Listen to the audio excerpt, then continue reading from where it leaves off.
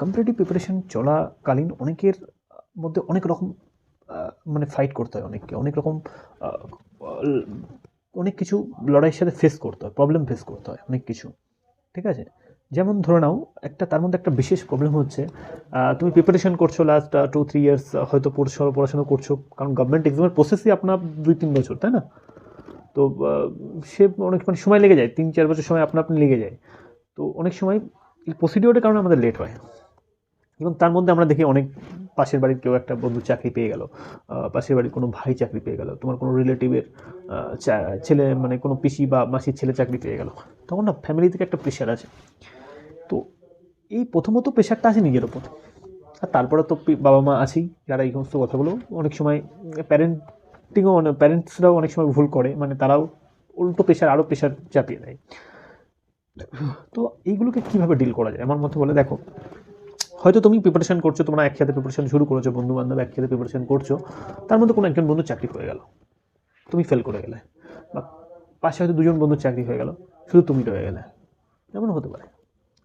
তো সেক্ষেত্রে তোমাকে মাথায় রাখতে হবে না যে কি চাকরি পেয়ে যাচ্ছে, অবশ্যই খারাপ লাগে, এই খারাপ লাগাটাকে অ্যাভয়েড করা যায় না। প্রথম কথা বলে রাখি যে এমনটা বলবো না যে খারাপ লাগবে না, খারাপ লাগবে, অবশ্যই খারাপ লাগা উচিত।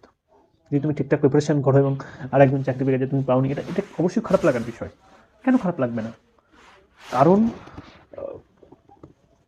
তুমি প্রিপারেশন করেছো, তুমি যদি প্রিপারেশন করো আর পাশের যে বন্ধুদের তোমার সঙ্গী ছিল যারা একসাথে পড়তে, তাদের মধ্যে কেউ সিলেক্ট হয়ে গেলে অবশ্যই দেখবে তার অ্যাটিটিউড কিছুটা হলেও চেঞ্জ হবে, তার আনন্দে তুমি সামিল হতে পারবে না, কিছুটা জেলাসি ফিল হবে।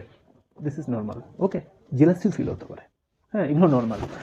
কিন্তু হয় কি, এমনটা না হয়ে যায় যে পুরো জেলাসিতে একদম সম্পর্কটা নষ্ট হয়ে গেল, এটাও ঠিক নয়। এগুলো আমি যেভাবে দেখতাম আমার মতে বলে, আমার কিছু বন্ধু গ্র্যাজুয়েশনের পরেই দেখলাম হঠাৎ করে প্রাইভেটে চাকরি হয়ে গেছে, ঠিক আছে।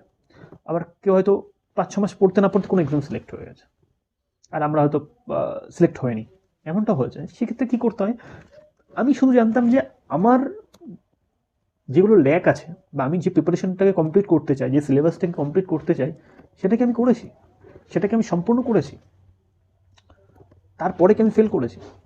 অ্যান্সার বেশিরভাগ সময় আসতো না, এখনও কমপ্লিট হয়নি সিলেবাস, এখন আমি পড়ছি, এখন আমার এই জায়গাগুলো ল্যাক আছে, এই জায়গাগুলো আমার দুর্বল আছে, সেই জায়গাগুলো আমাকে কমপ্লিট করতে হবে।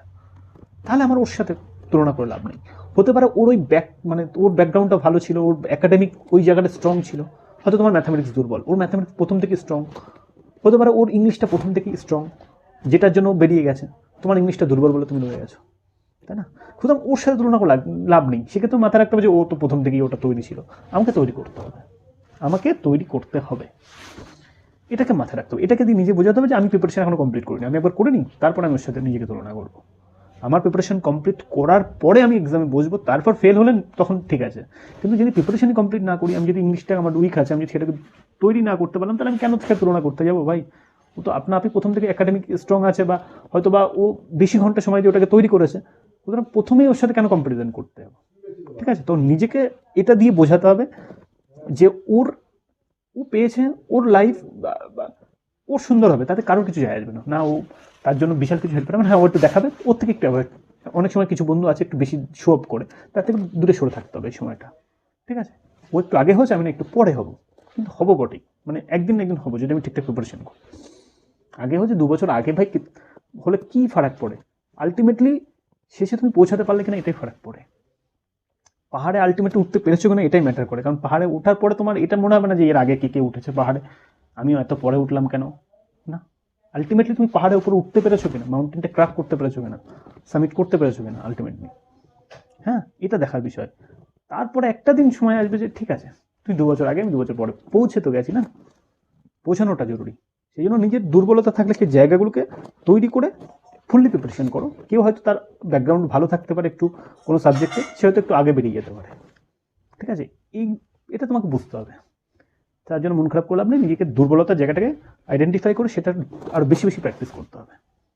এইভাবে নিজেকে এই ধরনের ডিপ্রেসিং থট যেগুলো আসছে সেগুলো থেকে নিজেকে রক্ষা করতে হবে, ঠিক আছে।